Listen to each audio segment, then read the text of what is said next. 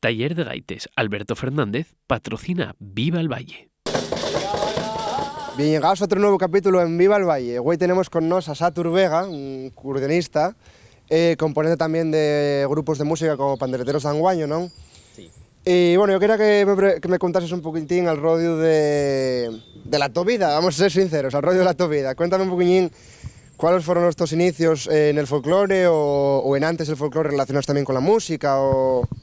Bueno, yo con 15 años sentáme un poco así a lo tonto en el Cor la Flor, ahí en Polalena, donde yo soy, y nada, tuve casi 32 años.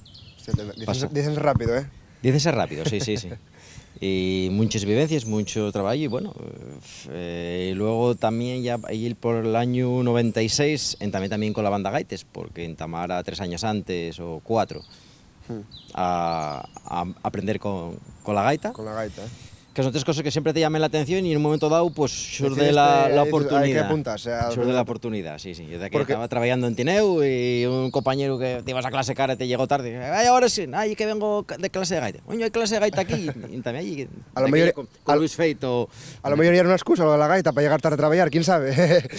Sí, sí, no menos. Y nada, y 10 años que tuve también en la banda Gaites. Tú, antes de tocar la gaita, tal vez en un coro, si no me confundo. Flor, sí, sí, sí. En el Cor la Flor siguiente, ahí teniendo 15 años. Así que después decidiste compartir les dos facetes, ¿no? La del coro, que no debe ser también musical, pero no tan relacionado con el folclore asturiano mejor como y la gaita, ¿no? Bueno, parte y parte. Nosotros en el coro siempre teníamos un repertorio clásico, un repertorio sacro y demás, y luego teníamos la parte de folclore asturiano, claro, recopilado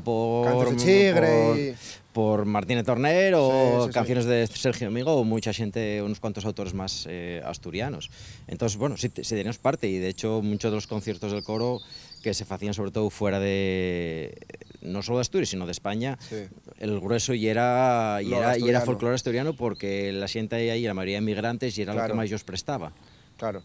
Bueno, pues yo veo que vienes aquí bien preparado con el acordeón, ¿no?